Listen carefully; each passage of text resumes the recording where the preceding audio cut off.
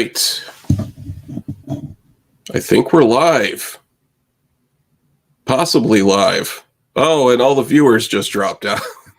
The moment I go live, then suddenly everyone just signs off. Okay, cool. So welcome to the first episode of Sloppy Sunday.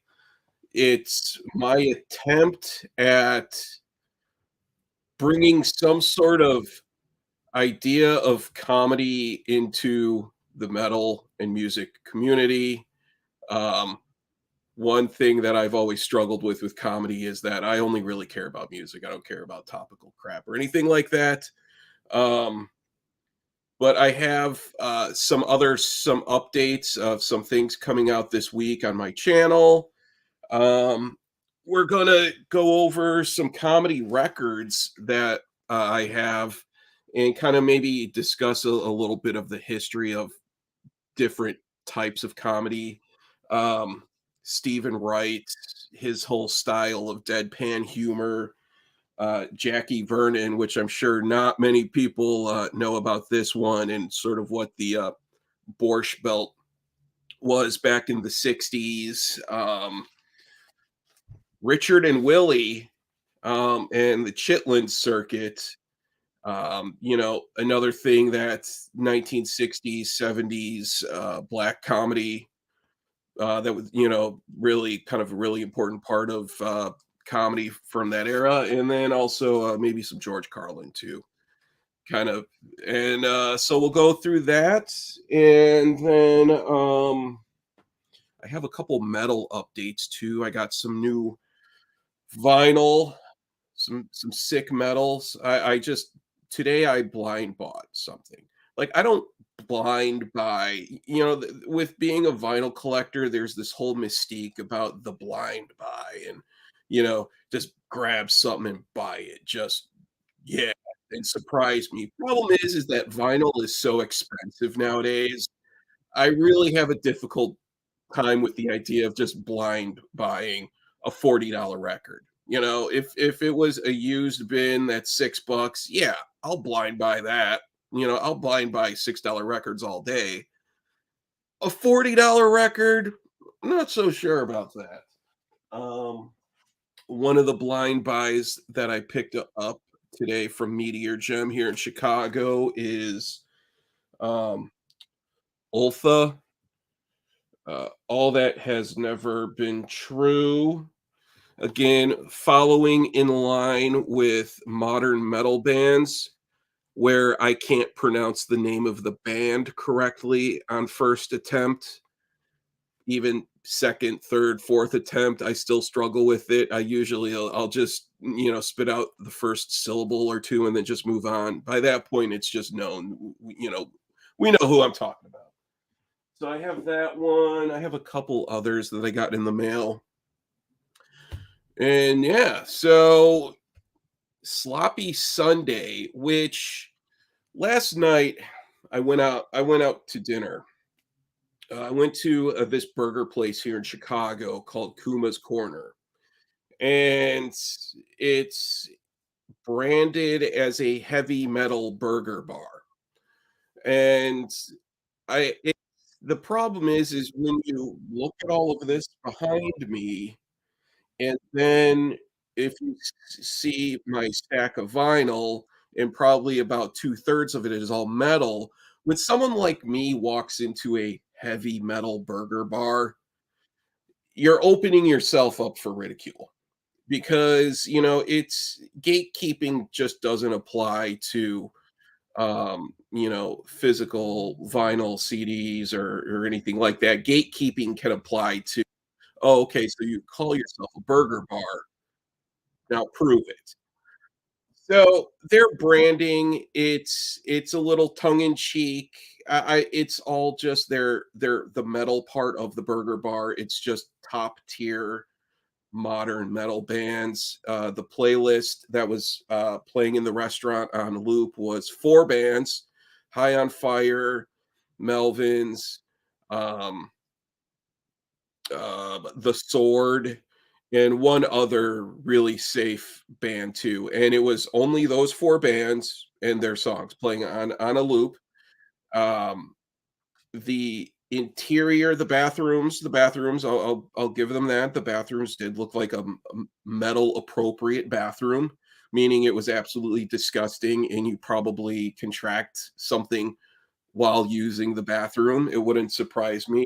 Um, I might need to go get tested this week, just from washing my hands and taking a piss in there. But and then the the decor in the interior in the restaurant, the metal decorations were just LP sleeves hanging up on the wall. That's it. And granted, they don't need to go overboard with the whole metal thing. Like, they don't need to be like the Hard Rock Cafe where they have a ton of shit hanging up all over the place that you think it's all real. It's just a replica. Like what PTI Fridays used to be. But I kind of think that their whole when you get down to the menu is when they're really uh just not really putting any effort into being a heavy metal burger bar. Well, first of all, as a burger place, they don't have American cheese. So immediately they lose points for not having any American cheese whatsoever, not a slice of American in the house at all. Um, I I'm one of these people too when it comes to burgers. I don't like the fancy foodie burgers. I believe foodie culture is destroying this country. It's getting ridiculous how just the simplest thing now needs to have the Food Network touch to it and Wolfgang Puck and blah blah blah. Goat cheese doesn't belong on a burger, and neither does any of these other ingredients. I like American cheese, lettuce, tomato, onion, pickles, ketchup, mustard, mayo. None of that on the menu. I had to special request just an all-American regular burger, and I'm like, "Can I get American cheese?" "Oh, we don't have American." Okay.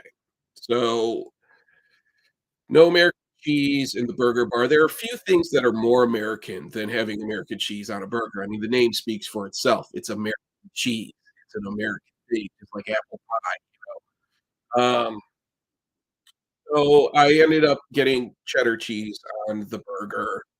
Uh, One other thing that I do take issue with is the pretzel roll. It's this very dense bun, very heavy, and it fills you up quickly, and it's a little much to deal with because when you get the burger, it's a thick burger as it is, and then, you have all the layers of stuff on it. Then you have this huge, huge bun on top of it all that everything ends up falling out of the back of it.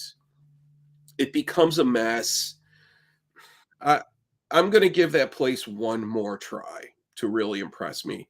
Um, I've left it mildly satisfied, but considering the cost for beer and that, I don't wanna get a burger and leave and only spend, maybe $55 and only be mildly satisfied. So yeah, Kuma's Corner. And then the thing too with them is that they are Kuma's Corner. One of the things about being a metal themed, having metal as part of your branding is that you need the names of your products you're offering, it needs to be a pun, like a play on words incorporating some sort of metal imagery. Metal breweries do this all of the time where one of the most brilliant puns that I've heard was there's a brewer that has a Cannibal Corpse themed beer called Amber Smashed Face. That is I was laughing like crazy when I first heard that because that is brilliant. Whoever thought of that deserves a promotion. Amber Smashed Face. Kuma's puts no effort into the names of their burgers. They have probably about 20 burgers. Three-quarters of them will send you to the hospital because it's insane how many calories in one of these burgers. And but they just call it the Slayer burger, the Metallica burger, the Iron Maiden burger. It's like, okay, here's this recipe for a burger with 8,000 calories in it, and just pull a name out of a hat of a band, and we'll just call it that, the Exodus Burger. There's no thought. I just leaving the place, I came up with a creative name for a burger called like an Italian type of burger with mozzarella and basil on it, and it's called Italian Seasonings of the Abyss. So it's like a play on the Slayer song "Seasons in the Abyss," but instead it's Italian seasonings, um, of the abyss, right? Anyways, so yeah, that's the Kuma's they need to sort of hire like maybe a consultant of some sort of like, here's how you can make your metal burger place more metal. Could offer up my services if they reach out to me. Anyways, let's see who we have in the chat here. We have final comment. Good to see you, man. Wilson, Malia, Ron Haggerty's Vinyl Sanctuary. Hello, Ron. Weren't you Captain Ron? I think when I followed you, you changed the name of your channel. You were like the Fisherman Vinyl Collector or something like that, or Ron Haggerty's Aquatic Vinyl Adventures or something like that. Wilson saying you can say their burgers are seasonings the obese. Yeah, exactly. No solution. I get your point, but I really like their food. Okay, so yeah, yeah. The issue I have is just not having American cheese on the menu. That is a lot of times that's a deal breaker for me. I mean, don't get me. I love processed cheese. When I go to the grocery store, there's no shortage of processed cheese in my shopping cart, but American cheese is always one of those. It's great with eggs, burgers, everything. Let's see here. So yeah, Ottawa, you have Coven metal themed joint. The burgers are named after demons and some foods named after them. Yeah, see, the name of the burger needs to be something creative. And yeah, yeah, whatever. I'm done with that. I'm done with that. What else? So yeah, kind of talking a little bit about comedy. I've been posting some of my old stand-up videos on my channel, and I've gotten some good comments from people, and I really appreciate it because when it comes to doing stand-up comedy, when I got on stage for the first time at the Baltimore Comedy Factory 19 years ago, um, I, I'm not a has-been in comedy. I'm a never was. Like I've never really achieved anything. I mean, I've performed in front of probably about 300 people at one point, and still I have I think 3 fans, and one of those would be my mother. So, comedy, it's a lot like playing in a band. It's you do it for a long time, and nobody cares about you, and then you give up and whatever. So, but what else did I do this week? I did an interview yesterday. All right, I like this. So we have Ron Haggerty Celtic Frosted Swiss Cheeseburger. See, I like this. Here in the chat, we're coming up with more creative burger names in the past 5 minutes in this chat than what an entire chain of restaurants is doing. What else? Mark Green, the No Mercy Fire Burger. Oh man, I still like my Italian seasonings uh, of in the Abyss. I think that was a good one. Let's see here. So yeah, comedy things. I have a couple comedy records we're going to talk about, and then I have some metal records. Uh, Comedy story. So I'm going to put out another old comedy. It's a newish old comedy clip, and it's about one of the most traumatic experiences that I've ever gone through. and that was the time when I took Greyhound 2,200 miles, uh, both directions. I took Greyhound from North Carolina to Las Vegas, and then from Las Vegas back to North Carolina. Um, it broke me mentally and physically as a person. It was truly one of the most miserable experiences of my life. Probably about a couple hours into the beginning of everything, I thought, "What the hell did I just get myself into?" And it, basically, to sum things up,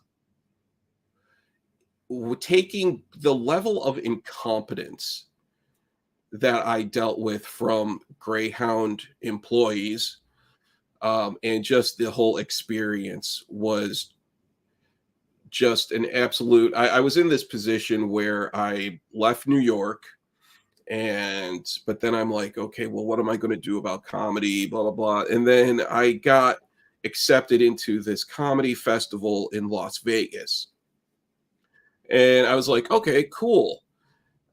But problem is that it was with a week and a half notice, and a week and a half. So that meant I had a week and a half to get to Las Vegas to do this show. Airfare was at the time, I think it was probably around $2,000 round trip that I didn't have at the time because I was unemployed. I wasn't eligible for unemployment insurance because I was a freelancer at my last job. I didn't have a car at the time because I didn't own a car when I lived in New York. And but I also thought it would be an adventure too.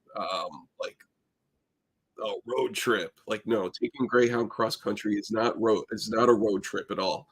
Um, but it was round trip for $245.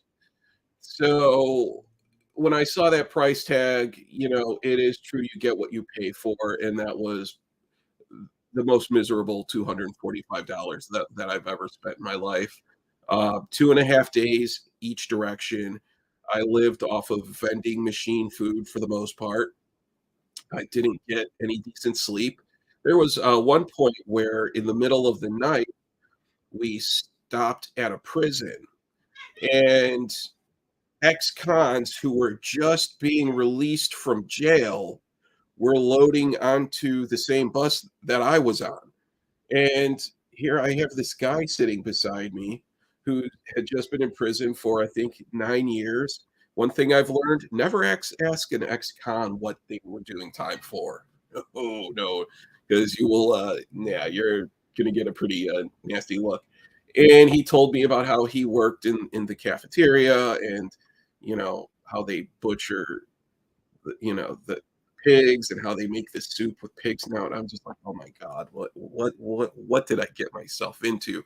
Well, I did learn that this style of shoe that prisoners are given when they're in jail are nicknamed Jackie Chans, and it's a loafer, kind of like, you remember those Toms, um, I guess, like slip-on shoes that were big, like, maybe 5 years ago or so, and it's similar to that, and it's also something that can't be used as a shank. They can't hurt themselves with it or anything like that, so those shoes are nicknamed Jackie Chans because 'cause they're like what Jackie Chan was born in, a kung fu movie or something like that. So, yeah, I'm in the bus full of ex-cons who were just released. Greyhound lost my luggage on the trip out there, so that was wonderful. After 2.5 days of being on a bus, getting there, and then finding out that my luggage is missing, I called their customer service line at the bus station in Vegas roughly over 80 times, and not even once did anybody answer the phone. The thing that even a more interesting twist to the story is, there were bus stops that we would make, and some of these bus stops were just out in the middle of nowhere, ghost towns, where the only way in and out of town is, out in the deep in Texas and Louisiana and, like places where family trees have fewer branches than what the normal family tree has, and, there's a contest to see how many, you know, dead refrigerators, someone can have on their front porch, like those type of towns, and we were in this one stop where I was changing buses from Greyhound Hell Bus 1 to Hell Bus number 2, and I saw the guy unload my suitcase and put it in the, aisle for that would be loading and going to Amarillo, Texas, which isn't where I was going, I was still going to Las Vegas.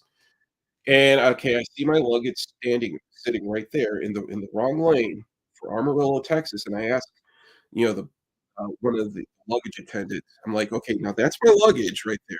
I'm going to Vegas with my luggage in that lane right there. Will that luggage make it to Las Vegas?" And he said, oh, yeah, absolutely. Yeah, don't worry about it. You sure? Because that lane right there, that luggage is what's going to Las Vegas. So shouldn't my suitcase in the pile for Amarillo, Texas, be in the pile of luggage going to Las Vegas? Oh, no, it'll get there. Don't worry about it. Well, guess what? It didn't get there. And so I get to Las Vegas. I don't have any luggage. I called their customer over the course. I was in Vegas for a week. The first 5 days, I didn't have my luggage. I called their customer service center over 80 times, nobody answered the phone. Finally, I get a call that my luggage is in Las Vegas when I have 2 days left in Vegas. Now, in the meantime, I did go out to and I bought clothes and toiletries and all of that, but I don't like my shit floating around out there, and so then I go to the bus station to pick it up, and I'm like, "Yeah, I called your number here, like, over 80 times, and nobody answered the phone," and the guy laughed at me, he's like, "Oh, nobody answers that phone. No, nobody." Oh, thank you. Thank you. So, yeah, it's the whole Vegas experience. Oh, yeah, there was a guy who had a swastika and an SS tattoo on his neck. It's always pleasant being around those people. Always, set a mood.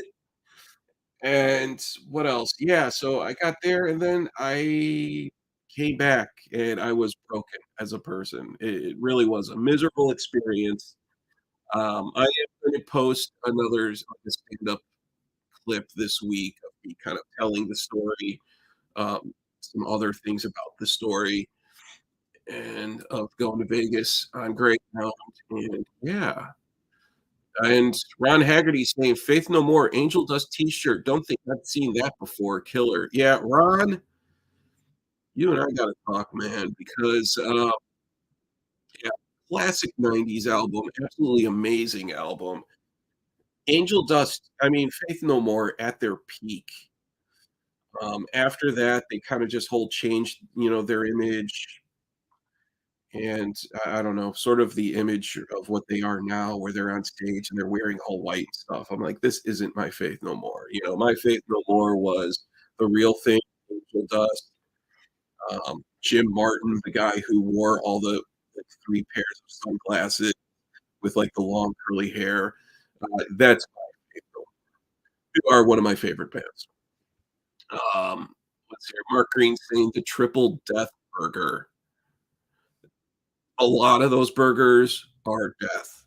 I don't know why a person needs to eat a burger with, there's one that has, like, a burger, and then it has a sausage on it, and then it's, like, wrapped in bacon and egg yolks or something. I'm like, "Why does anyone even have any interest in eating this?" Is it just a contest to see how quickly, your arteries can get clogged or something? Let me see here.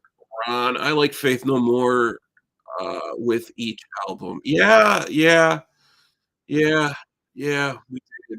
Um, but then again, Angel Dust and I have both Mobile Fidelity. I have the, gold CD of Angel Dust and also the 45 RPM lo-fi of Angel Dust as well. Um, my favorite was the album with Ashes to Ashes. Yeah, Ashes to Ashes, that was on Album of the Year, which is a really good album too. Ashes to Ashes is a great song. That is a really great song. Um, let's see here. Mark Green saying, "This is funny hearing the story about going to Vegas on Greyhound." It's funny now, but it was not funny then, not at all, and I'm a believer to do it for the story. I don't even I would never put myself through that again, not at all. Um, I'm also much more of an adult now than I was back then. Malia is saying, "Ron, you should join the stream." Yeah, I'm gonna drop a link in the chat here if anyone wants to jump into the stream, feel free. I mean, this is sloppy Sunday anyway, so, I mean, you don't have to be showered to get in or anything like that, or it's be as disgusting as you possibly wanna be. I mean, lazy Sundays are meant to be lazy and sloppy for a reason. Ron, say, Leah. Leah, am I the only person in the VC who pronounces your name the correct way? It's let's see here. Where has Logan been? I haven't seen Logan's been doing some videos. He has his sort of beer pairing videos that he does with certain albums, and he posted a new one recently.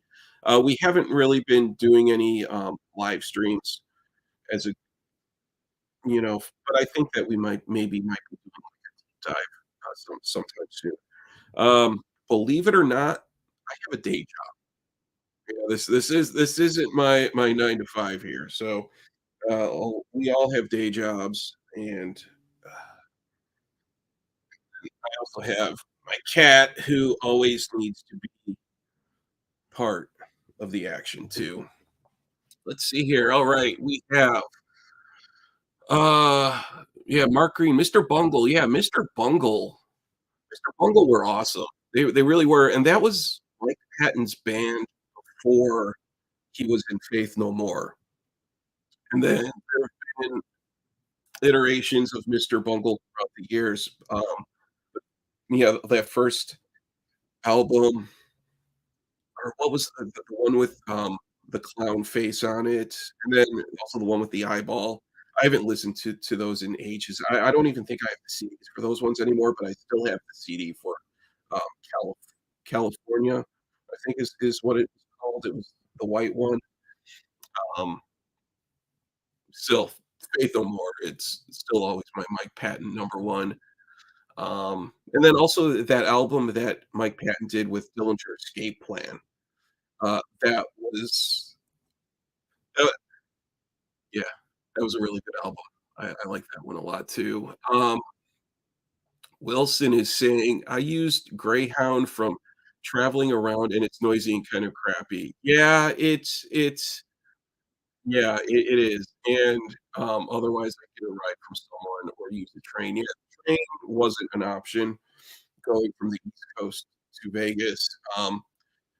Greyhound yeah. Also living in New York, I think buses in general just suck. When was the last time anyone was on any budget fare bus that you're like, "Hey, this was pretty awesome. I had a great time." I remember at one time there was a company called Megabus where I could get cheap tickets from, I would go from New York to Baltimore, and if you signed on early enough, you could get round trip tickets from, um for like $20 or $15. It was weird how the fare pricing worked. The Megabus buses were pretty decent, but I haven't heard about them in years. The Chinatown buses, you think Greyhound is bad. The Chinatown bus, like Feng Hua bus out of Chinatown, the some of those buses are the ones where, they're probably smuggling stuff too. It's I've been on a couple of those ones too. Um, let's see here. Let's yeah, Ron saying, "I've been a video making monster over the last few weeks trying to catch back up." Yeah, Ron, you disappeared for a little while. I guess maybe just went through some rebranding and maybe, kinda just sharpening up your skills or something, and Malia, yes, I pronounced it right. Those guys over at Jeff's call me malaria. Malaria. Man, yeah. Ron, I still don't think I've heard a full Mr. Bungle album, bits and pieces here and there. Check them out, they're a good listen, definitely a good listen. Um, yeah, Mr. Bungle, really good. But good thing I never come across ex-cons or guys with swastikas. I'd be kind of worried being a non-white person. You know, here's the thing. I always believe in redemption, and I remember the guy who had the swastika tattoo and the SS tattoo on his neck, and he was taking the bus across country, paying cash. I'm sure he's paying cash for a reason. Um, but the problem is like when you get the swastika tattoo, but then you're reborn and you recognize the sins and the evil of your past Nazi life, but, oh, great, now you have this swastika tattoo on your neck. What do you do? You know? It's you getting rid of tattoos are never 100%.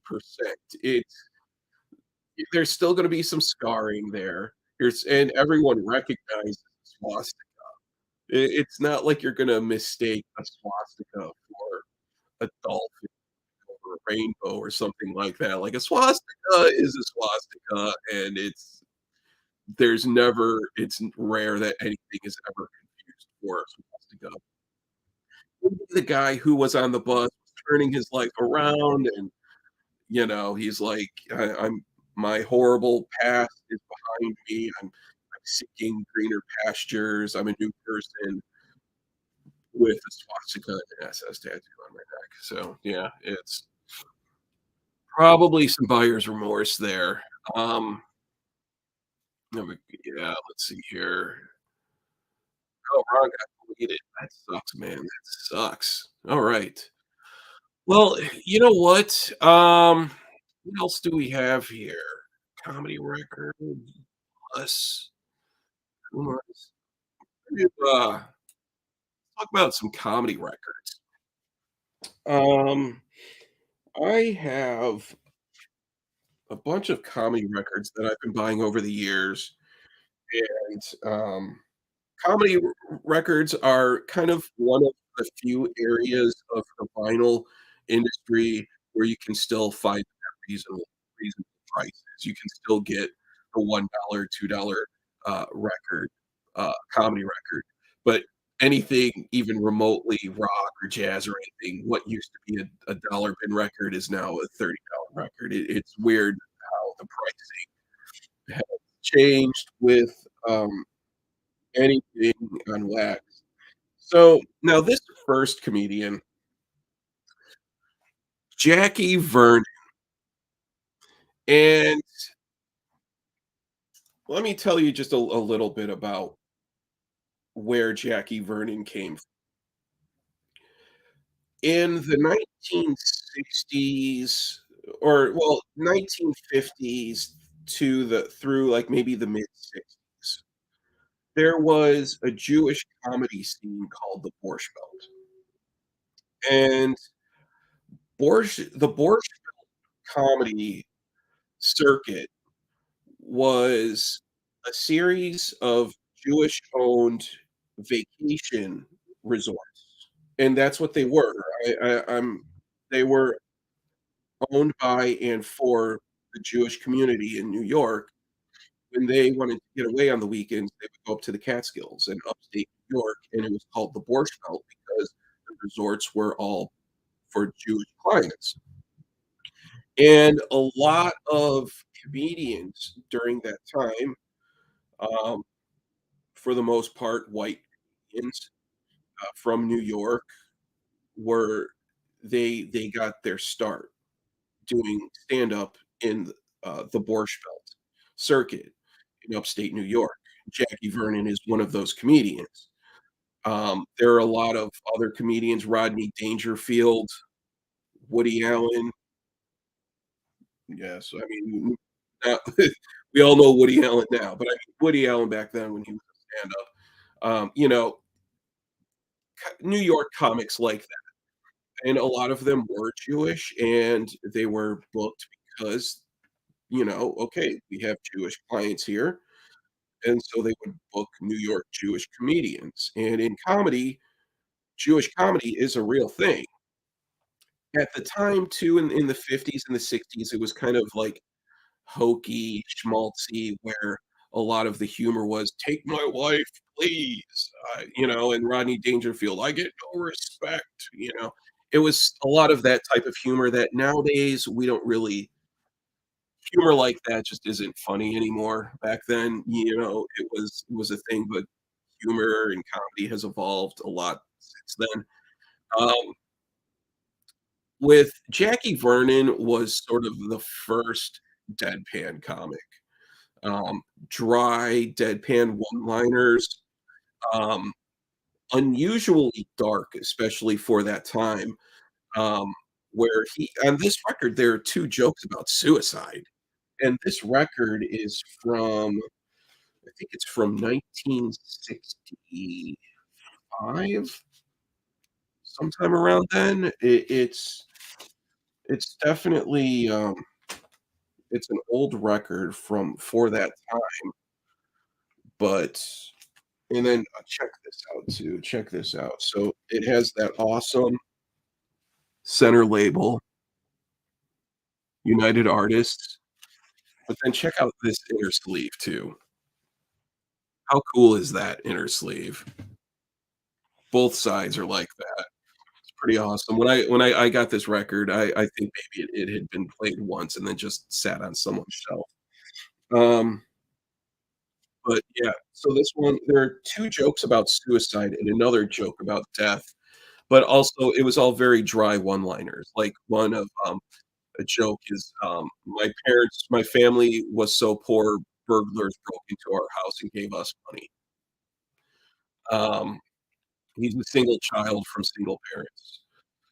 Um, yeah, it's I've thought about suicide, but not if it's gonna kill me. I mean, stuff like that was really ahead of its time, especially among white comedians performing for white audiences, because, you know, white comedians, white audiences were not edgy then, not at all, and he influenced so, yeah, here's another one. "We were so poor we used to substitute for margarine." I mean, nowadays, someone doing a joke like that, you're like, "Oh, that is corny," but back then, people it was hilarious, people back then in the '50s and '60s. Um, my grandfather was a chief petty officer in an aquarium. Wah, wah. So, yeah, it's interesting stuff. It really is, and I'm gonna go over some more bo of the Borscht Belt, comedians in the future. I can only listen to so much of that stuff. They're like, "Okay, one schmaltzy record, and then I'm done for the week." Now this is one of my all-time favorite comedians. Well, yeah, let's see what's going on in the chat here too. Uh, let me see here.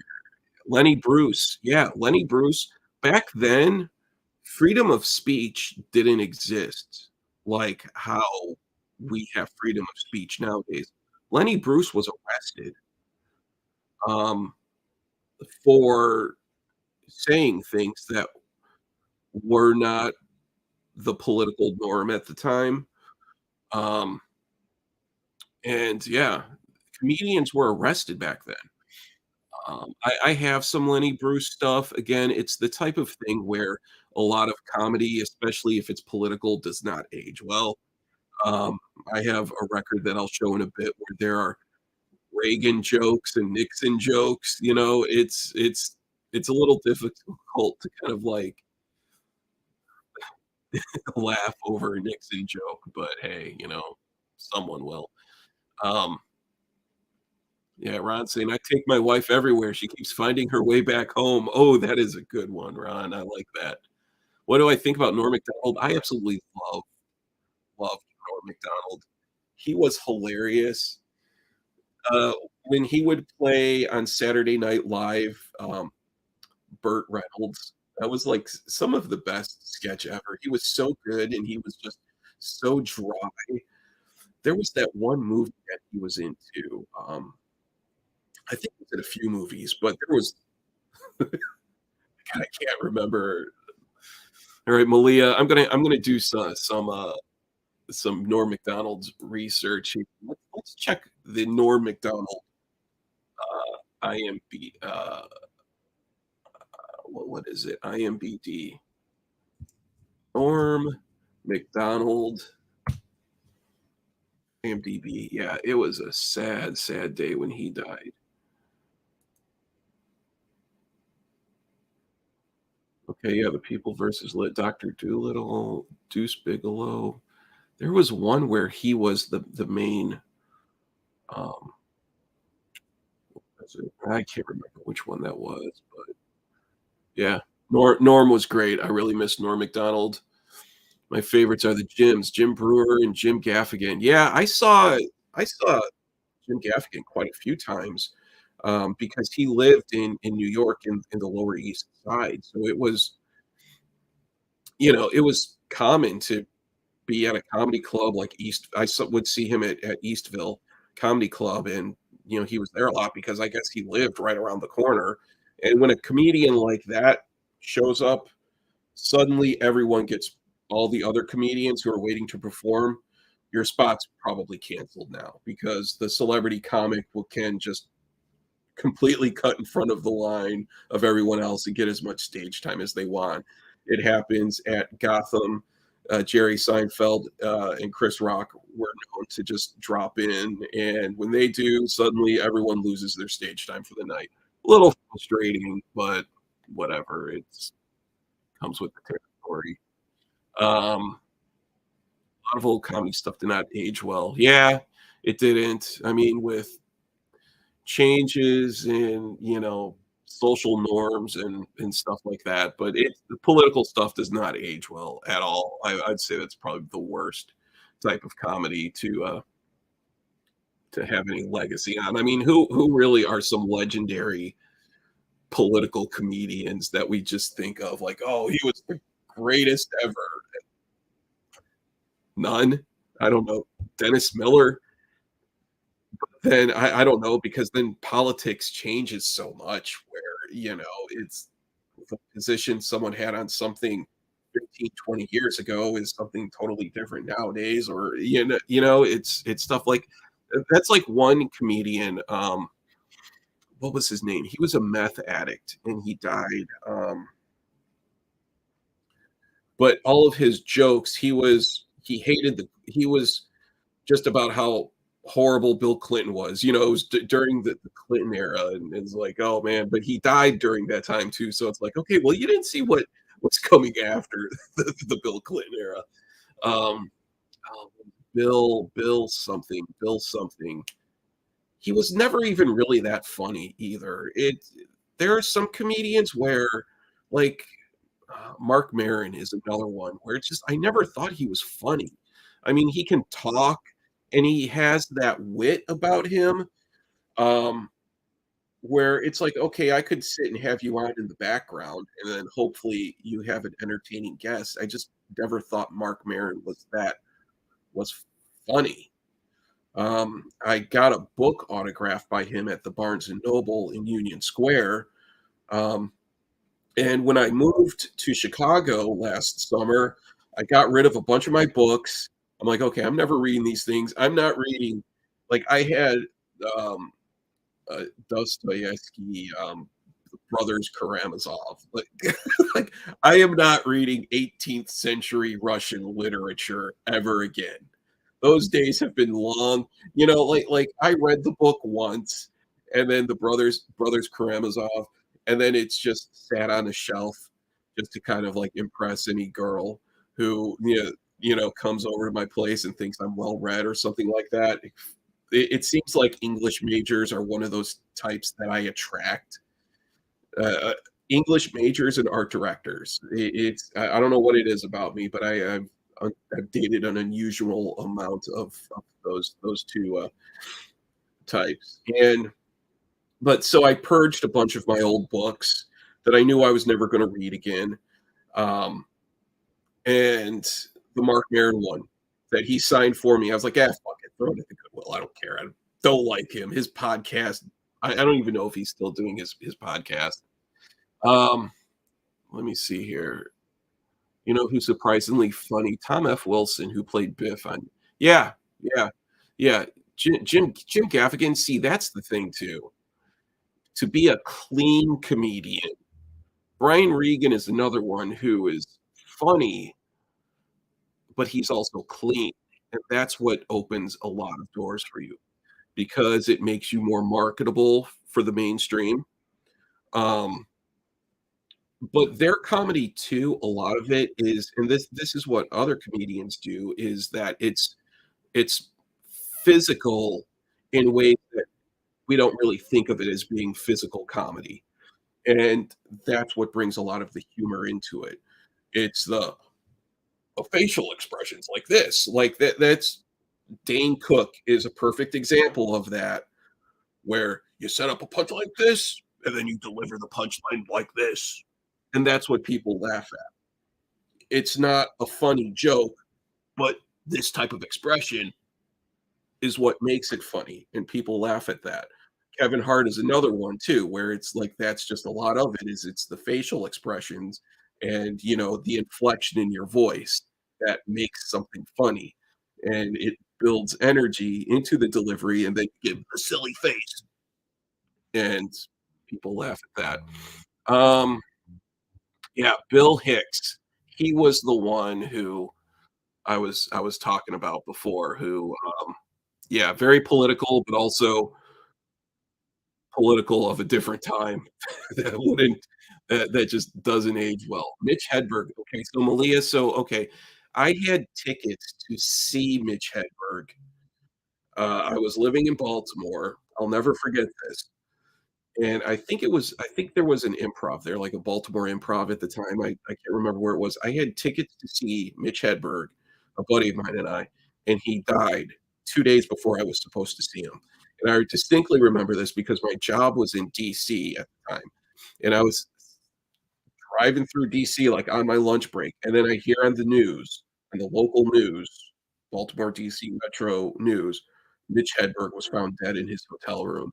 Um, Really tragic. We ended up going the comedy club where he was scheduled to perform that night, they still had a show for Mitch Hedberg, but it was like a tribute where, all they did really was just play clips, stand-up clips, of him, and yeah, Mitch was the Dufresnes was, like, one of my favorite Mitch Hedberg, bits ever, the Dufresnes. He was another one too, where it was like, when it comes to the deadpan surreal type of joke, Mitch Hedberg and Stephen Wright are always the 2 that everybody, knows about, but that style of deadpan dry humor started with Jackie Vernon. He's the originator of that deadpan surreal one-liner type of material, and you listen to this, and then I have this record right here too, Stephen Wright, you can hear, you know, taglines and stuff that you could tell Stephen Wright was influenced by a tagline in this record. Um, Mitch Hedberg too, my understanding is that his weakness, was drugs, and I believe he was, a pretty bad heroin addict, and I think maybe that was probably what killed him. He had really bad anxiety, and being a performer, and then especially the way he blew up and gained a lot of popularity, stage fright, performing in front of a crowd can be terrifying.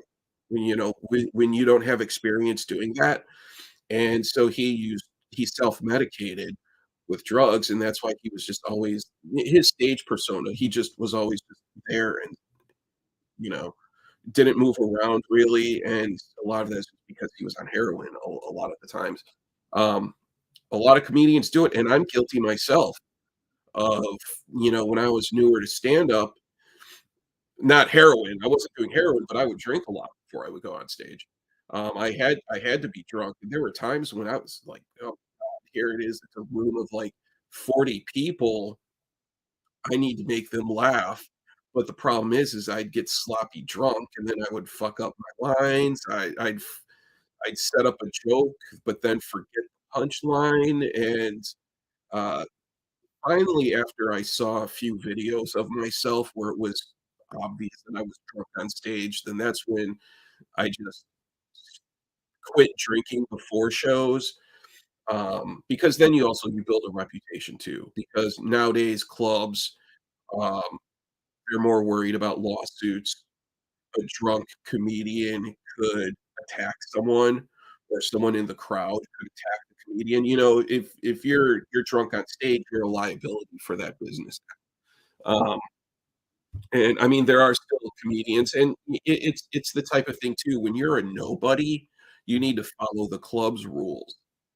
But when you're a headliner and you're getting booked and you're drawing a crowd, you can do whatever the hell you want. You can smoke indoors, you can get wasted, when you're on stage, and but it's yeah, when you're a nobody comic, it's yeah, you gotta follow the club rules, and a lot of them look down on that nowadays.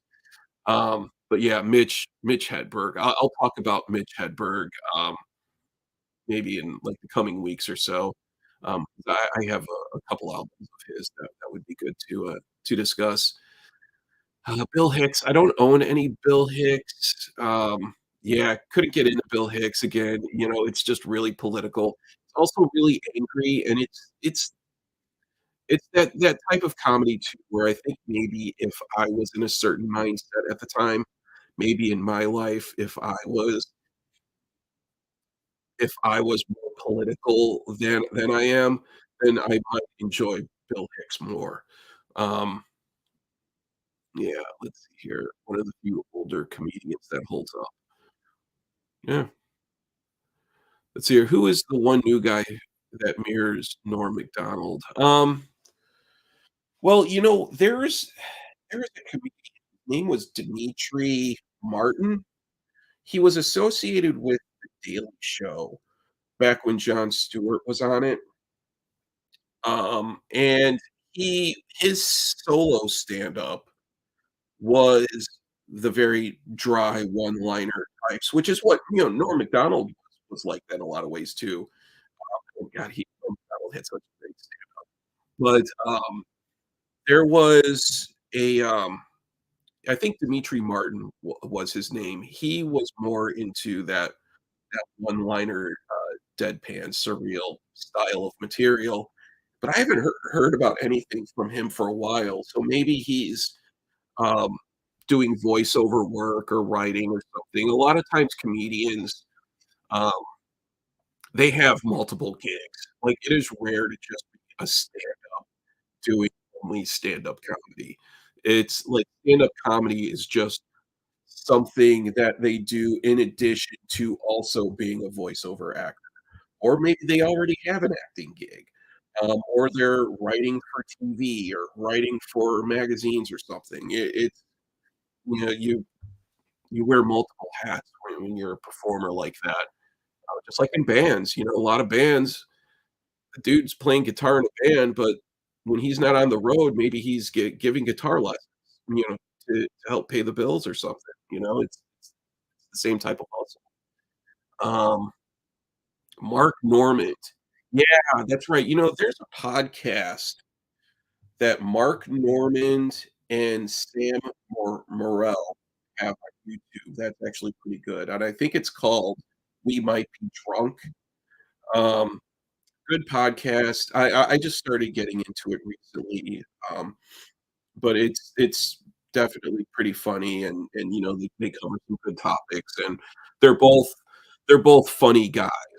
So it's entertaining. It's not like Mark Maron, just we're watching paint dry is more entertaining than listening to him talk. Um, yeah, yeah, Mark Norman is funny. Yeah, Jim Breuer is very physical. Jim Breuer has this characteristic about him where he Jim Carrey is another one where the way they they're the way they can contort themselves where they're very physical can be funny. Um, Jim Breuer, yeah, he also and this is something that he's joked about before, is he always looks stoned because he has the bags under his eyes. So, yeah, he always looks stoned, so I think that's part of it because he is sort of a goofy looking character, naturally. That's why comedians I've always taken issue with comedians who are fit and, they're built and, they're like, a comedian is supposed to be out of shape, supposed to be ugly. Some comedians, like, there's always the fat comic, like, who was, Louis Anderson was a fat comic. There's, s what's his name? He's really big, and they make a ton of money too, because fat comedians, that's a market, and fat comedians do well in certain, um, type of clubs that other comedians wouldn't do well in, because they can make fun about themselves in ways that other people can't. God, there Ralphie May was a f he and his story was, sort of tragic, where I remember hearing that he got into, like, a really bad car accident and, that's how he just started to kind of put on a lot of weight, and he died unfortunately, but he was really funny, and he was one of the comedians back when there was that show on TV called Last Comic Standing, which was totally scripted, by the way, and there was nothing about it that was real voting going on. It's shows like that are always everyone knows who's gonna win because it's basically the executive producer of the show, a comedian that that executive producer is representing is the one who wins. And when the camera would pan outside and they would show because I tried to get onto a Last Comic Standing one time, and they were doing auditions at Gotham Comedy Club in New York, and, the cameras, like, on the TV, they'll show the line of comedians outside of the club, and they're all waiting to get in and get their shot. That's just all window dressing. It's it's it's all filler. None of those comedians have a shot of making it on. The people who get onto the show in advance, it's already predetermined. Ralphie May was one of the ones who wasn't supposed to advance as far as he did, but because he was naturally funny and an excellent stand-up comic, he ended up doing a lot better than what the producers of the show wanted him to do, and I can't remember what season that was and who ended up being the winner of that, but yeah, I remember that whole story. Dane Cook is all delivery. Yeah, Dane Cook, it's the again, the deliver the punchline like this. That's a Dane Cook joke. You don't even need to say anything that makes sense. It's just this type of delivery, and people laugh at that. But it got old after a while too because and comedians steal material. He stole material from Louis CK. There are other comedians who are just really well known, joke thieves. Really, it's kind of like in New York, it's kind of like, well, who gets it on TV first? That's sort of the gauge that's used to measure it, if something's stolen, like, well, you got it on TV first, so it's now it's a joke. I remember I was at a club to just doing an open mic, and, there was that one guy who was on 30 Rock, and he was in the crowd, not, um, the guy who wears the, the silly hats and the big glasses, but he wasn't in that character. He was just himself.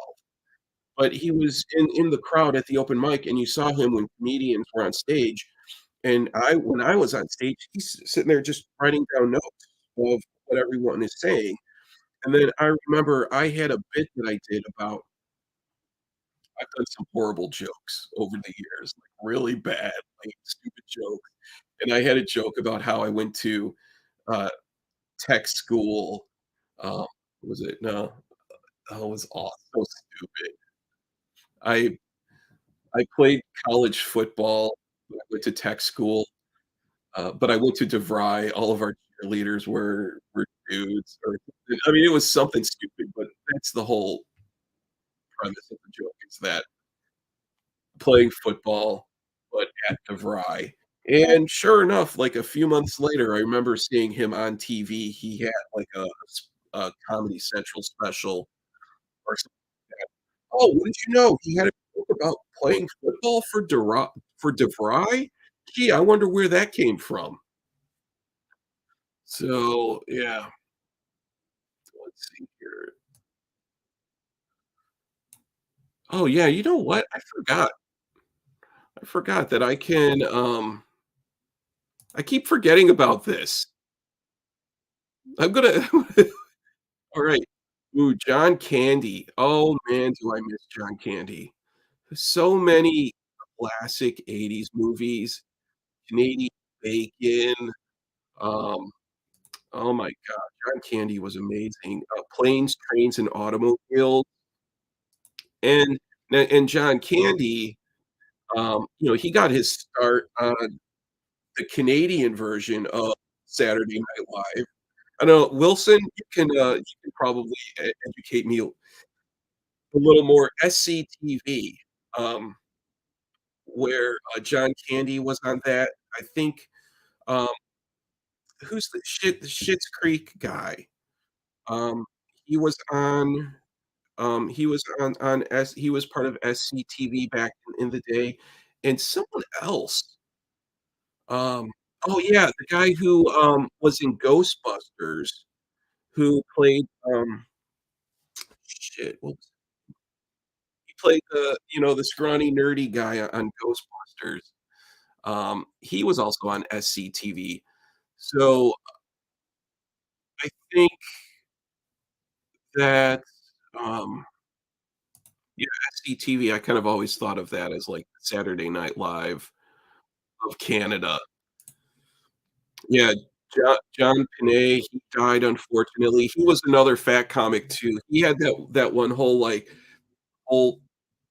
joke about, getting kicked out of, well, his jokes were fat jokes, but about, getting kicked out of the all-you-can-eat buffets, and, um, yeah, John Panay was definitely, pretty funny.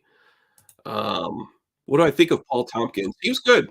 He was good. Paul Tompkins, I haven't heard anything from him in a while, um, but yeah, Paul F. Tompkins, he always wore the suit, but he was also one of, like, the talking heads a lot who was always on VH1 when they would have those shows like, um, I Love the '80s or, I Love the '90s, something like that. He was always one of the talking heads who was on that.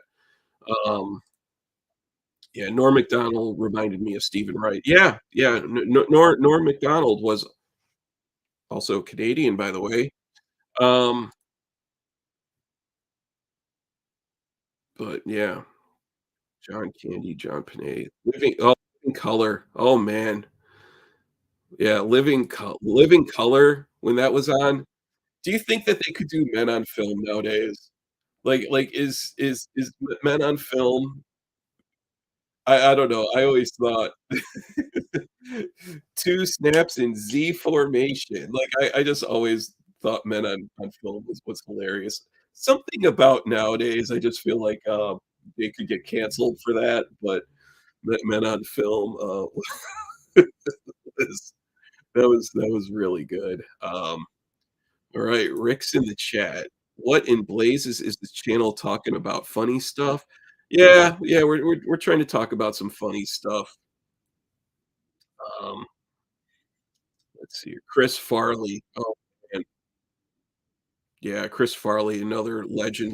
So here's one thing that, let's see here. One comedian who I always liked a lot was Michael Ian Black, and he's been around for ages. He was in the movie Wet Hot American Summer, which I love that movie, by the way, and he was also another talking head on, the I Love the '80s, like all of those type of shows, and, he got his start on, I believe it was The State out of, that was on MTV probably back in the '90s. Um, Michael Ian Black, and he's been on some other shows, like, but one thing that was really cool is when I was working with this one club, um, in North Carolina, headlining for 4 nights? 3 okay, it was yeah, Thursday, Friday, Saturday, Sunday. He headlined for 4 nights, and I hosted that show. So I got him to, and I was there in the green room with him the whole time, and it was really cool just talking to him, but totally awesome, like, down to earth type of dude, and, I got him to sign this book. Yeah, here we go. Yeah. "Thanks for the fun and the laughs. You are my best friend." Well, sort of a bit of a broken promise right there, because he's never called me since, Michael. Best friend, please, whatever. But, no, he was really funny dude. I always liked his comedy a lot. Um, must be annoying when someone steals your jokes. Oh, wait, I'm gonna okay, yeah. Oh, by the way, I'm paying the $20 subscription now for StreamYard, so I'm definitely, this is some business going on here.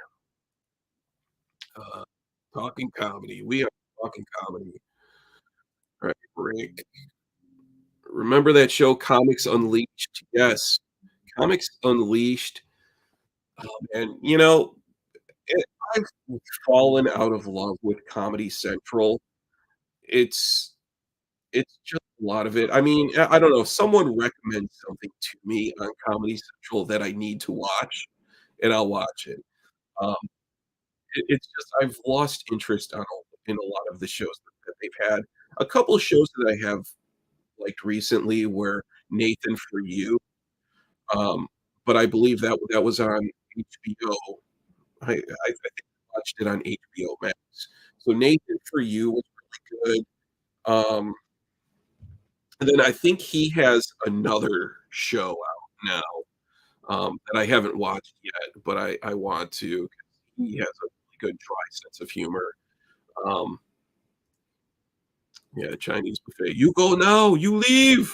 That's what John Panay, that joke was like, "You go, no, no, you." I can't even do the impression anymore without getting canceled. "You go now, you leave." That's I love a good Chinese buffet. I really do. Rick Moranis, yes, he was the comedian. The other one on SCTV back in the day. Um, yeah, The State, yeah.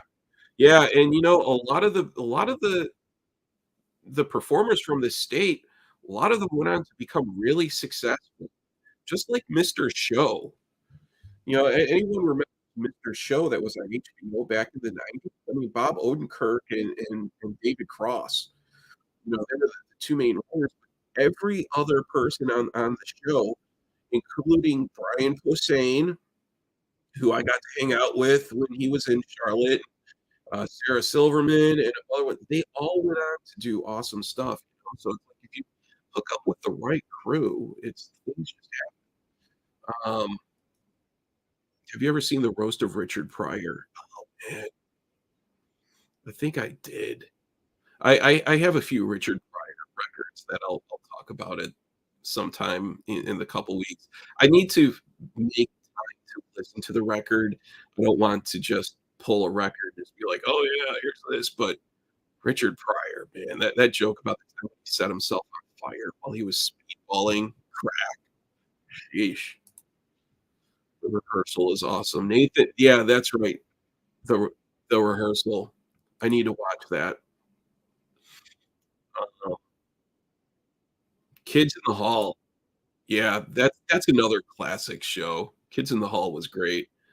Um, that was a really good one. Richard Lewis is 75 now. Yeah, and you know what's crazy? Richard Belzer just died recently, and he was, like and Richard Belzer was a comedian for a long time, but then he became an actor, and he was on that one I don't know what show that was, Law& and Order or something like that. He was on that forever.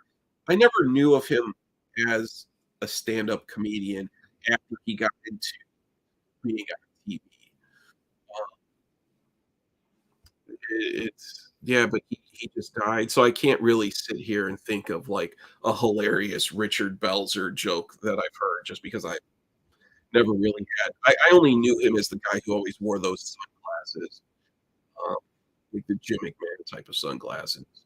Yeah, Richard Lewis was, he was a good stand-up comic back in the day. He was sort of that neurotic, ranting and complaining type of, persona on stage. I really liked him a lot.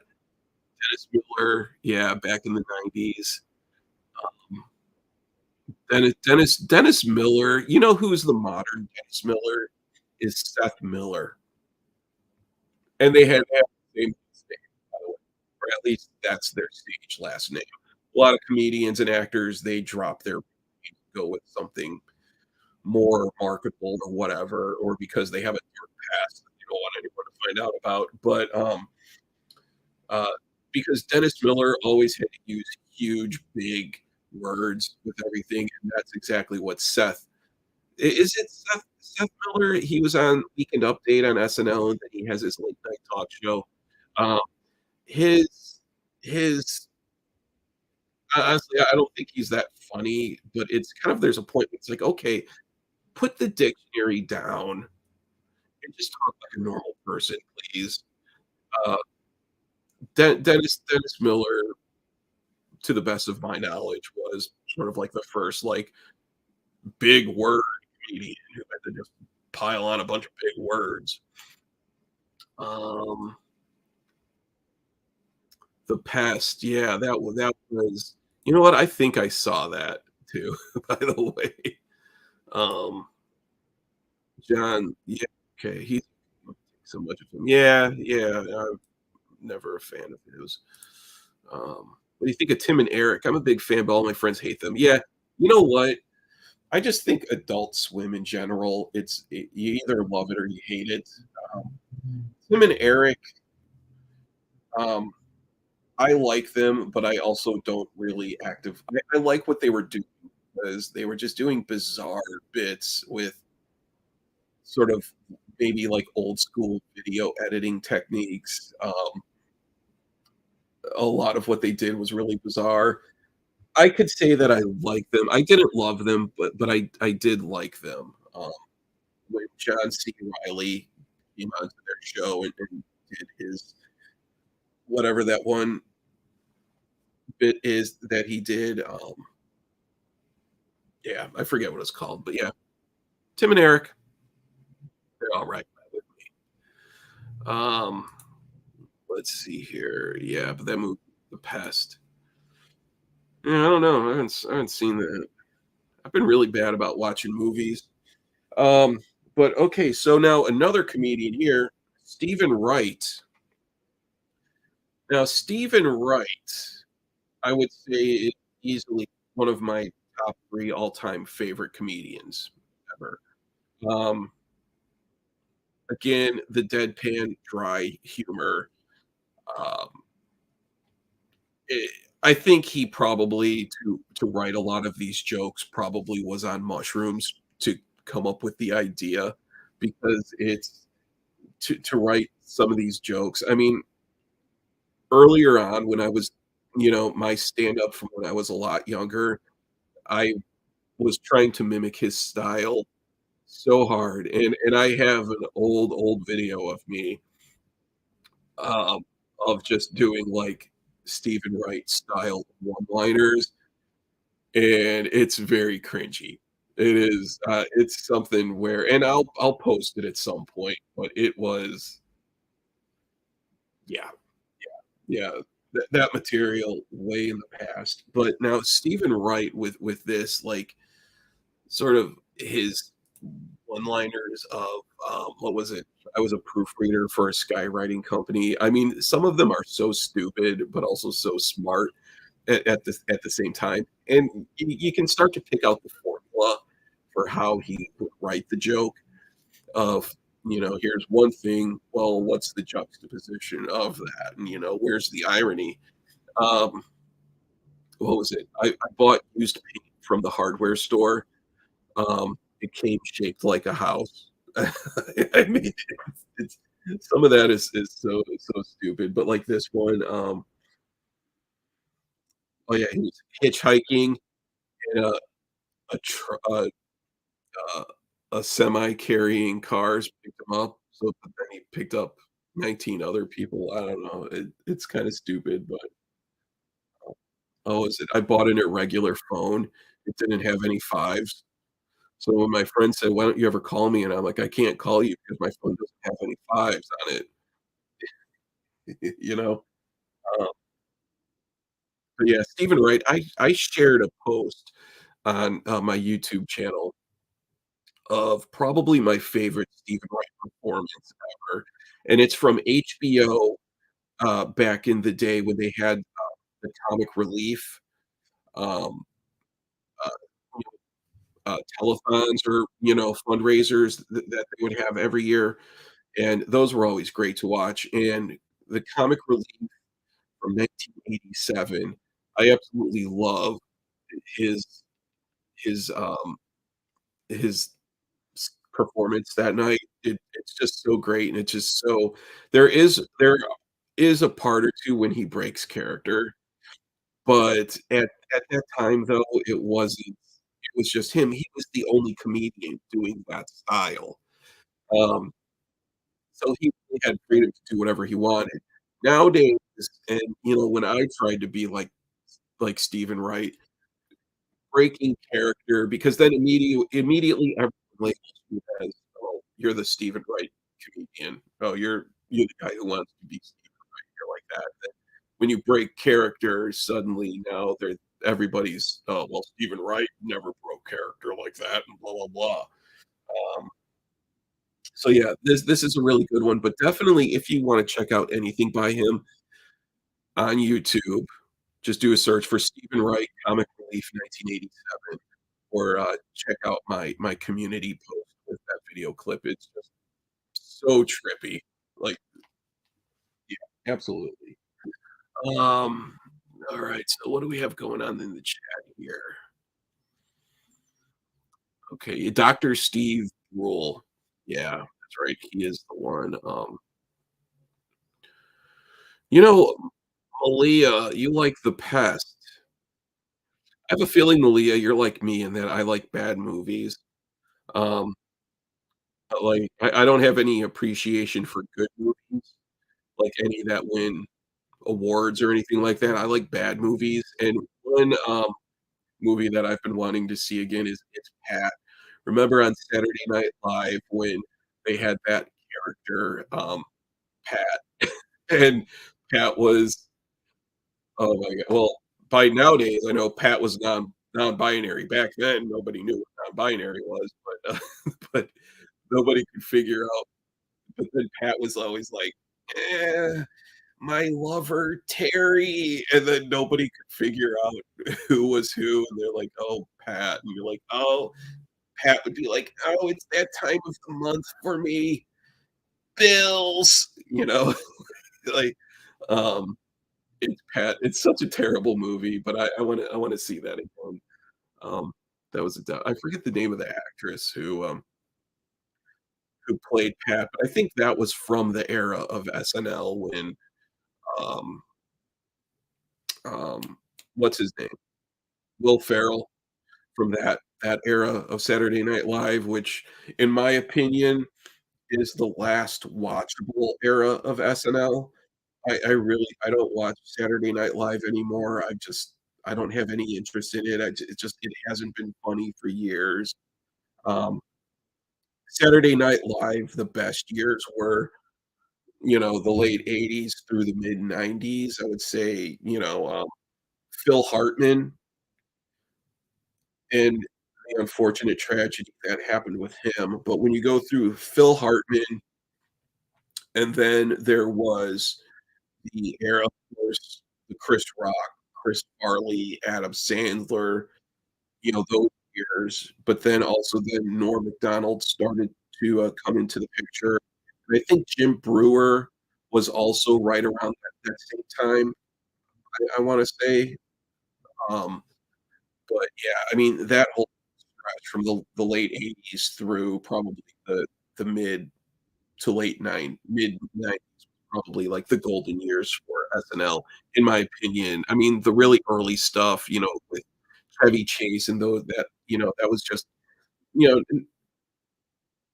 amusing and, you know, personally, I was always kind of a I liked, shit, the guy who from every time I'm trying to think of who was that comedian who died again? Well, what which one?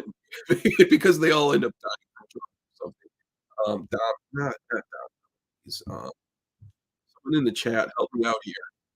Belushi, Jim Belushi, or was it John Belushi? It was one of the Belushis.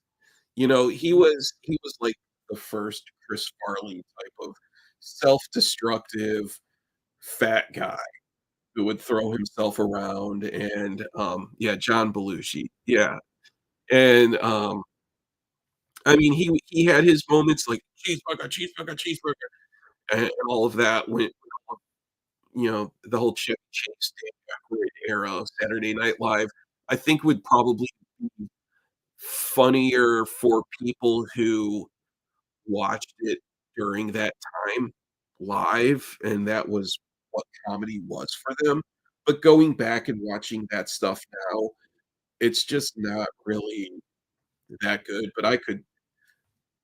but then my era of Saturday Night Live, and I think everyone agrees with me.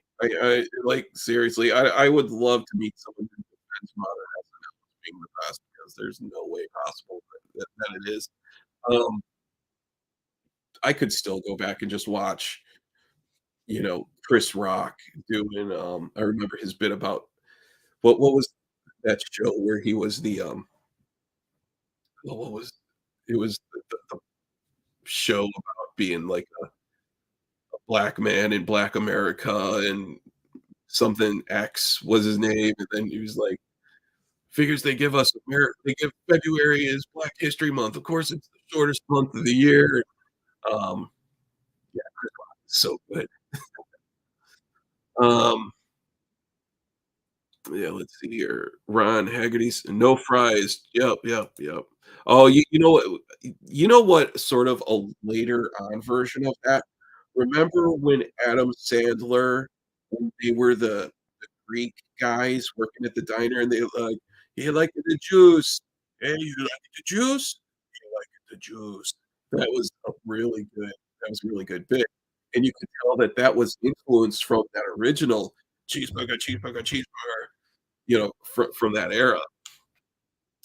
You like the juice, and then there was, the where that one where they would end up going to, like, this magical fountain of juice that was on some, like, desert island or something, that was a really good one. Aykroyd and Belushi were one of the great comedy duos. Yeah, yeah, they were, and, that's the thing with John Belushi when he died, it's kind of like I mean, Dan Aykroyd went on to, be Dan Aykroyd, but what if John Belushi just didn't die? Um Let's see here. Oh, yes. All right. What does he say? Now I gotta watch the Blues Brothers. Yeah. Yeah, the Blues Brothers, man. That's a classic movie. Alright, so where are we at here? Okay, another comedy record that I'm gonna pull out, and man, it's already been an hour and a half just talking about comedy. Alright, I thought I was gonna have this whole thing wrapped up in under an hour, it's not. So, now we're gonna talk a little bit about Richard and Billy, Red, White, Blue from a Black Point of View. So and then also too is that this is on the legendary Laugh Records, and Richard and Willie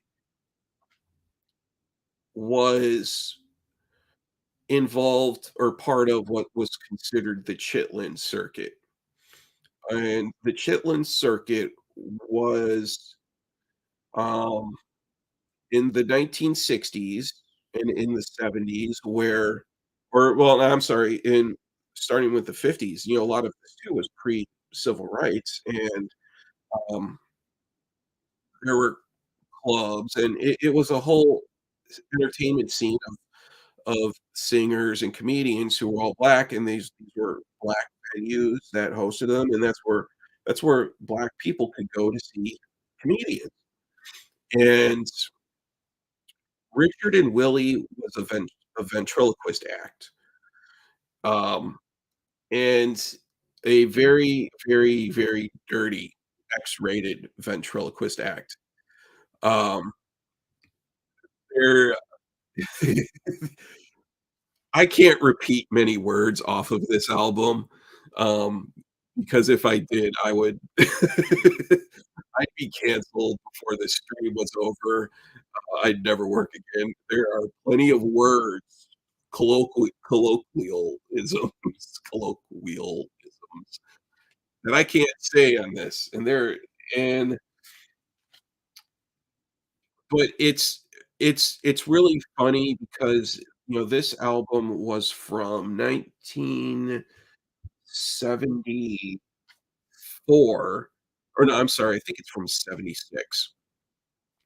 There are some dated political references, like, there's a joke about Ronald Reagan and about how at the time too, 'cause, Carter was the president there, Reagan was coming into the picture politically and maybe running for president. There's a joke about how this is the setting of Richard and Billy is that Billy was human, he was the voice of reason, then Puppet Richard is the foul-mouthed, sarcastic one, kinda like how Jeff Dunham, um, or that's really sort of the partnership that you would always see with the ventriloquist act is Min is voice of reason, the sensible one, and then the loudmouth, the loose cannon is the puppet. And, but there was, this one joke where it was, I heard Ronald Reagan, is gonna die on a black and Billy says, "How do you know that?" And he says, "'Cause any day that dies is a black holiday." And I died. I was like, that was really clever. And then there's a Nixon joke, like, I laughed about a Nixon joke, and it's, Richard, the puppet, joking about how what Nixon sounds like having and it was it's the like, "Oh, oh, oh, I'm about to come. Let it be known that I'm about to come." Like, in how Nixon was very, like, just like, "For the record, I would like to state that I'm about to come," that type of delivery. Um, but again, there's another really great joke on this one about how, um, Richard and Willie talking about taking the bus through Mississippi and 3 white men going on the bus, and he was like, "What were their names?" "Know, Ku Klux and Klan." And it's the funniest thing ever. Um, so yeah, absolutely. I love listening going back and listening to this old really raunchy comedy from this time, and that was the Chitlin Circuit. Red Fox was another one who was, you know, the whole Chitlin Circuit, and it was, black clubs, black performers from, the South and in the big cities up north and all of that, so that was the Chitlin Circuit, kind of like, I guess, maybe a modern day version of it might be the Blue Collar Comedy Tour, something like that, which over the years I've grown to appreciate some of the blue collar, comedy. It's we can be real, so, some Larry the Cable Guy stuff, it is funny. I've I've learned to be accepting of it nowadays. Um, but then this is where also oh, yeah, well, let's see what's going on in the chat here. Now I've gotta watch the nothing's going on. Alright, well, everyone who's still watching, thanks for hanging in there. I wasn't thinking that the show would go this long, but that's what happens when I start talking about comedy.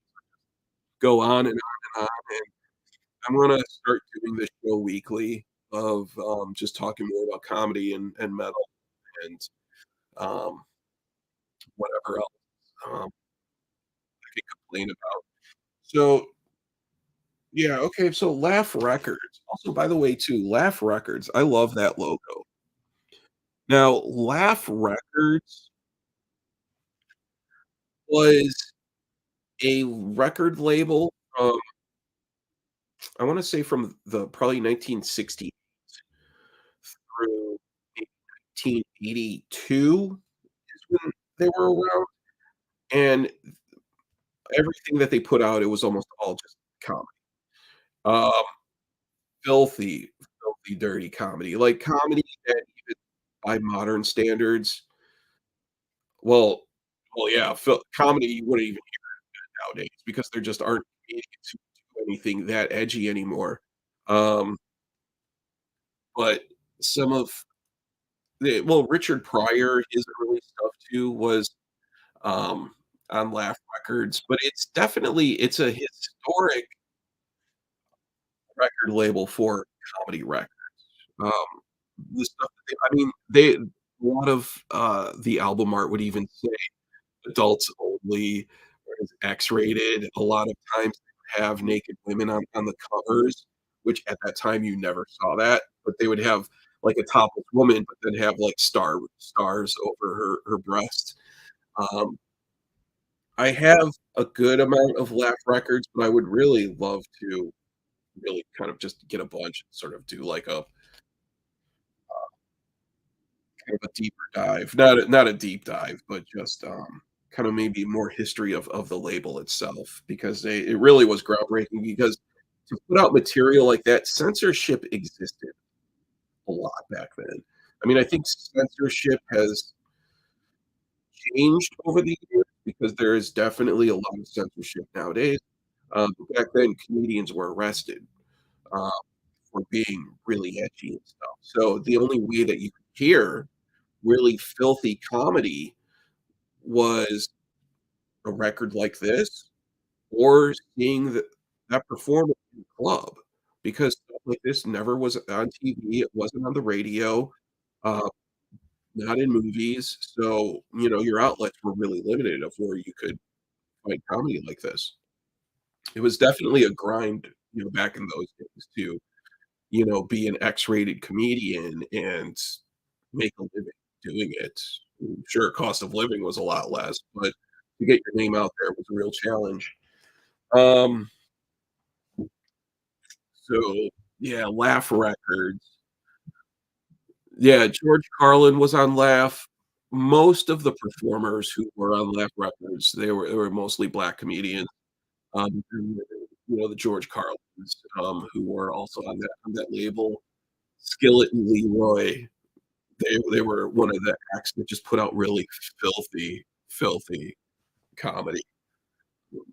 I'll talk more about, Skillet and Leroy, yeah, later on, but, yeah, so Richard and Willie and then also, Richard Pryor did an album with Richard and Willie, um, and I have it. I have a few Richard Pryor records, um, that I'll go over at some point, but there is that word that, and I'm not this is one thing that really who's starting to really kinda piss me off lately? White people. I'm getting really tired of a lot of white people because there are a lot of clueless white people out there who think that we don't know what you're talking about when you're referencing that word. Like, white people should just know that, okay, if you listen to rap music and you're singing along to a rap song and then that word pops up, just pause for a second. You don't need to say the word, and then you also don't need to say I say we all retire the abbreviated form of that word that we all use to let everyone know that we're talking about that word. Like, the hyphenated, I'm not talking with, the ending changed. I'm talking the hyphenated, abbreviated form of that word that I'm really sick of hearing. We don't even need to use that anymore. I just call it the word. That's all it is, and I even that or I just pause, I just wait, just pause for a second, let the discussion move on, and then, alright, we'll carry on. But, yeah, this album, whew, the word is I yeah, I probably can't say or repeat more than 3, like, if I was to tell a joke from that record, I can only say use words like, "and if," or but, like, I can only use partial sentences just to tell you about one of the jokes on here just because that word is used so on the album, and that's how early Richard Pryor was too, and, yeah, that reminds me of Richard Pryor back, uh, that HBO special that he had back in the '80s when he wore the red suit, um, I forget what that one is called, but man, that was a classic, and he was dirty. He was dirty on that one. Um, right. Yeah, if anyone in the chat, if you remember what that Richard Pryor stand-up special was, because that was one thing I never understood is how comedians could do cocaine and be focused on stage and deliver their material, because if I did coke and then I was on stage, I would probably, during mid-joke, I would stop the joke and then start cleaning something. Like, I would rant, I would go on about something, and then I would notice that the floor is dirty, and I'd have a panic attack because the floor was dirty, and then I would start washing the floor. Um, I never understood how comedians could do that. Um, but yeah. Alright, so this next one, now this one I need to go back and listen to again. It's George Carlin, Class Clown, and I love Carlin. I don't feel like Carlin has really aged well with me. It's yeah, I don't know. It just some of his material just doesn't really stick with me nowadays like it used to when I was younger. Now, this is the album that has the warning label, the 7 words you can never say on TV. Hearing it could infect your mind, curve your spine, and lose the war for the Allies. Nowadays, it's a few hundred words that you can't say on TV, so I think, back then, just the 7 words that you couldn't say on TV. Pretty impressive. Um, this one, I'm gonna listen to it again because I don't really have much to say about it that really sticks out. Um, I mean, Carlin was a legend, but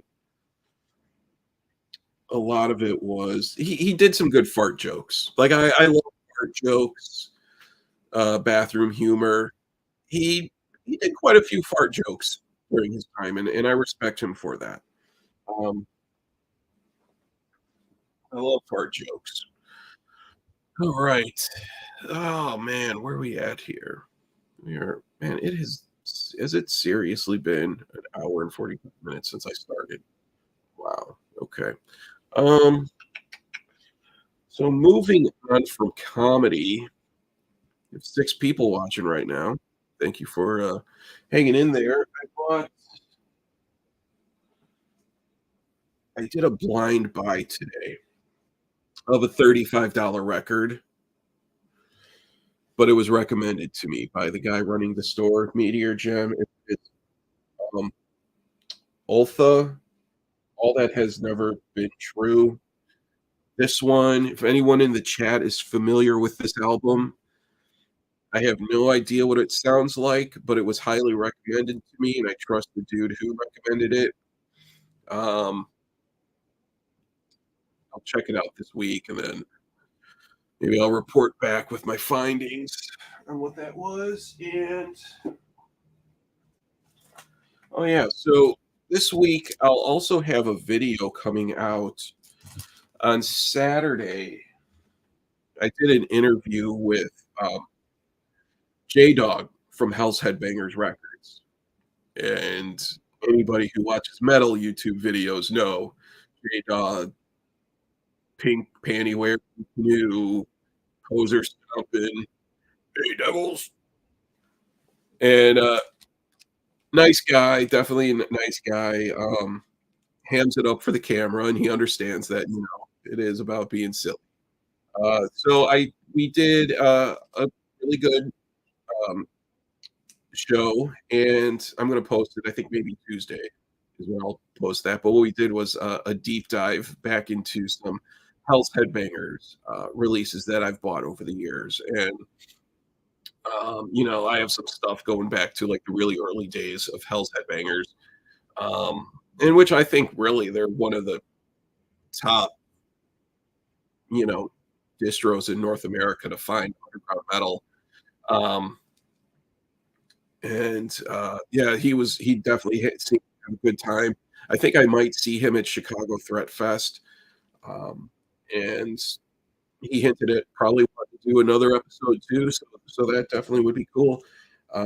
But I showed off like some bands like Bestial Mockery is one, and this is one that I think is funny.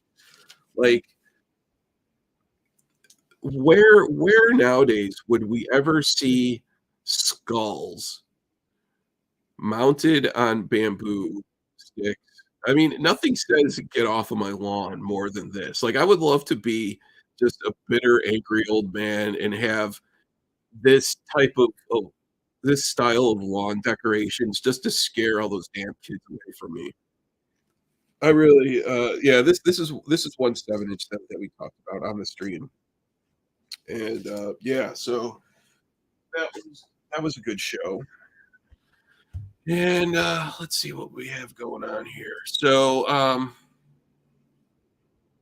yeah, I think I'm gonna actually get around to, doing another music review this week too, just trying to decide of what to talk about. I've been listening to a lot of Engelbert Humperdinck. So here are some of my Engelbert Humperdinck records. Um, I he was had a great voice, and I've always kind of have had an interest in that Vegas lounge singer um, type of that whole music scene for that time. Um, so I think I might talk about Engelbert for a bit. He had a great voice. He's known as the king of balladeers, and thought some of this stuff was really good. So maybe I might talk about that. I think I'll probably put out another metal rarities video, something like that. Anyways, all right. Well, I think I'm about to call it a night. And everyone who's been in the chat, No Solution, Ron, Malia, Rick, Mark. Everyone, thanks for tuning in. I appreciate that. Give the video a like, and if you're not subscribed, please do subscribe. And, I'll be doing this weekly, and, yeah, so it's been great hanging out. Thanks everyone for tuning in, and we'll, chat again soon.